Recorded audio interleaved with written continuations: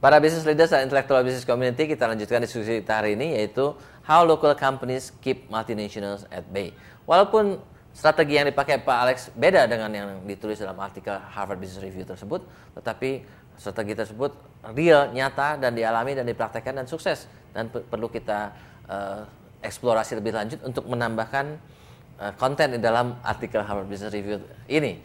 Ya, dari audiens ada yang ingin bertanya, silakan Pak Ahmad. Oh iya. Kami ingin menanyakan satu hal ya Pak ya. Saya pikir fenomena dari enzim ini cukup menarik buat saya karena bagaimana suatu industri lokal dia eksis di tengah industri multinasional yang dalam suatu persaingan ekosistem yang sangat ketat begitu ya. Itu saya ingin menanyakan mengenai bagaimana Bapak mulai merintis sehingga bisa bangun kemudian sampai eksis seperti ini begitu. Baik. Dan bertahan ya. Oke. Iya, jadi good question. Ya. Baik. Good question. Jadi Pak Alex, pertanyaannya adalah Pak Alex merintis bisnis produk lokal melawan multinationals. Multinationals kantongnya tebal. Pak Alex kantongnya juga tebal tapi kalah tebal sama mereka mungkin ya. Dan multinationals sudah punya brand name dan Pak Alex baru merintis brand name-nya. Walaupun produknya bagus, tetapi tetap harus dirintis.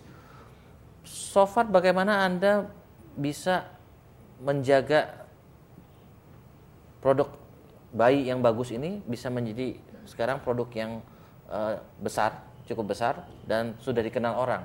Tentunya perjuangannya berat sekali kan Pak? Nggak tahu perjalanan berat apa enggak, mungkin buat Pak Alex nggak berat. Tapi how did you do it? Bagaimana Bapak melakukannya?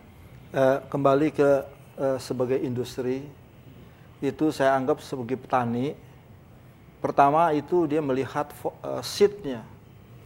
Kalau umpamanya saya tanamnya toge 1 hari bisa menghasilkan.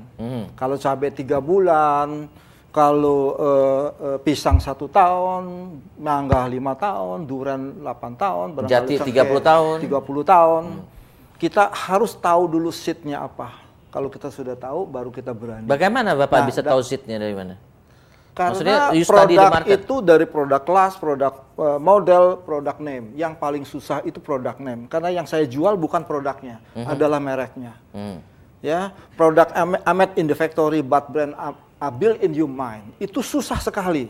Apalagi apa yang dikata Pak Ahmad tadi, semua sudah eksis yang raksasa semuanya. Ya. Bagaimana kita bisa fight sama mereka? Gimana, maka di situ hati saya tahu. Saya harus sekian puluh tahun merasakan bahwa kalau kerugian itu harus kita konsisten.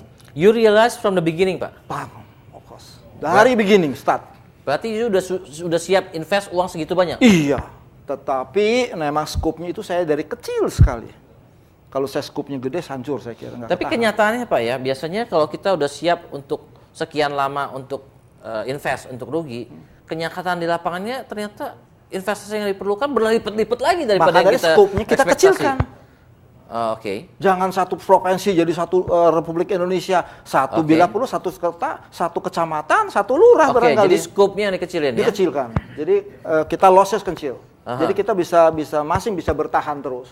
Dan itu cukup lama sekali yang saya mengalami. Mulainya di mana Pak? Di Jakarta? Di mana? Di Jakarta yang paling di mana? Kecamatan, kelurahan? Di Kecamatan Menteng daerah situ. Karena di sana orang kaya, kita jual yang mahal dan kita memang monitor terus.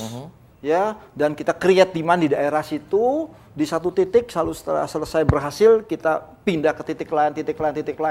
Kalau titik saya tarik garis nanti menjadi satu permukaan. Pak, kalau kita ngomong ini produk trading, it makes sense Pak. Tapi kalau kita ngomong produk manufacturing, kan produksi ada batch terkecilnya Pak.